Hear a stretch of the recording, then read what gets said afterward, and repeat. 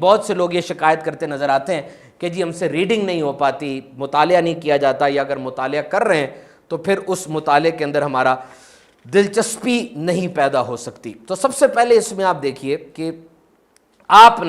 سب سے پہلے آپ نے اپنے آپ کو کنونس کرنا ہے، اپنے آپ کو منانا ہے کہ میں نے پڑھنا ضرور ہے، اور اس کے لیے آپ نے فوائد دیکھنے ہیں پڑھنے کے کیا ہیں، مطالعہ کرنے کے۔ اور جب آپ کنونس کر دیں گے، اپنے آپ کو منا لیں گے، تو اب آپ نے رش نہیں کرنا، بہت زیادہ کتاب پڑھنی شروع کر دی نہیں، سلولی سٹارٹ لیں، آرام سے سٹارٹ لیں، تھوڑا تھوڑا پڑھیں، روز کے 5 صفحے 10 صفحے پڑھیں، اور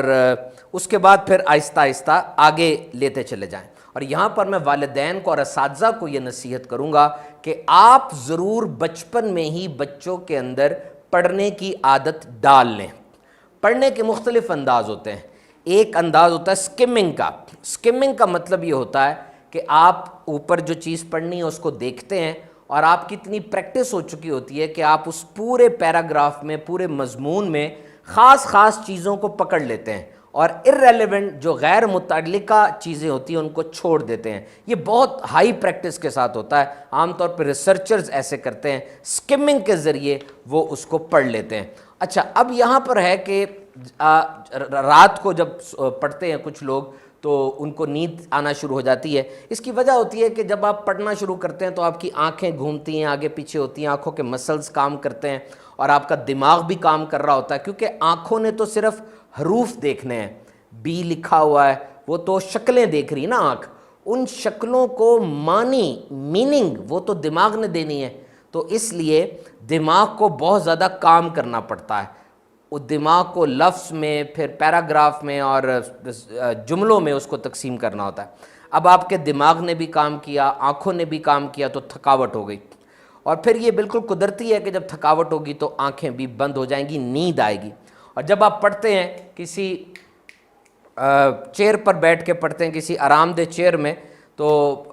جب ان کے آپ کے مسلز جو ہیں وہ بھی آرام دہ پوزیشن میں آ جائیں گے، عام طور پہ لوگ بیڈ پہ پڑھتے ہیں یا کسی آرام دہ چیئر میں بیٹھ کے پڑھتے ہیں، تو تب بھی نیند آئے گی۔ اور اگر آپ نے رات کا وقت چنا ہے پڑھنے کے لیے، تو ظاہری بات ہے سارے دن کی تھکن کے بعد رات کو تو نیند آئے گی، تو پھر اس کے بعد اگر آپ کوئی بوریت والی کتاب پڑھ رہے ہیں تو اس وقت بھی آپ کو نیند آ سکتی ہے۔ تو اگر آپ نے رات کو پڑھنا ہے اور وہ ضروری پڑھنا ہے، کیجول ریڈنگ نہیں ہے، تو پھر ضروری ہے کہ آپ ایسی جگہ پڑھیں جو کہ آرام دہ تو ہو لیکن زیادہ آرام دہ نہ ہو، اور لیٹنے کے بجائے بیٹھ کر پڑھیں۔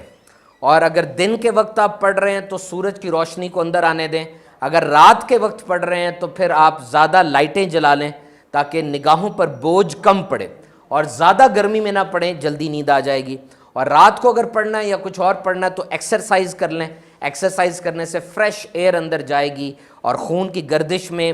فائدہ ہوگا۔ اور کچھ لوگ چائے کافی مقدار میں پی لیتے ہیں، اور پھر اس کے بعد کیا ہوتا ہے کہ نقصان ہوتا ہے، رات کو نیند نہیں آتی۔ چائے آپ نے پڑھنے سے پہلے پینی ہے،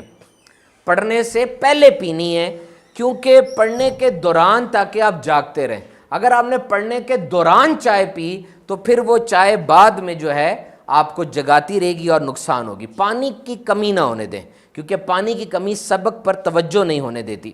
اور تھکاوٹ کے وقت چونکہ مشکل کام کرنا زیادہ مشکل ہو جاتا ہے، تو طریقہ کار یہی ہے کہ سب سے پہلے آسان کام کر لیں۔ جیسے آپ نے ای میل کا جواب دینا ہے، کوئی فارم فل کرنا ہے، تو آپ وہ کام کر لیں، یہ کام اتنی محنت طلب نہیں ہوتے۔ تو جب آپ یہ کام کر لیں گے تو پھر آپ اس کے بعد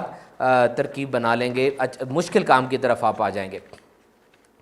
تو یہاں پر یہ دیکھا گیا کہ آسان کام کرنے سے انرجی واپس آ جاتی ہے اور دیگر کاموں میں انرجی صرف ہو سکتی ہے۔ ٹیک بریک، پاور نیپ لیں، تھوڑا سا سو جائیں۔ پڑھتے وقت اگر 10-15 سیکنڈ کی بھی واقعی نیند آ جائے نا، انسان فریش ہو کے کھڑا ہو جاتا ہے۔ یہ جملہ ٹیک اوے کے طور پہ لکھ لیجئے کہ جیسے زندہ رہنے کے لیے کھانا اور پانی ضروری ہے، جیسے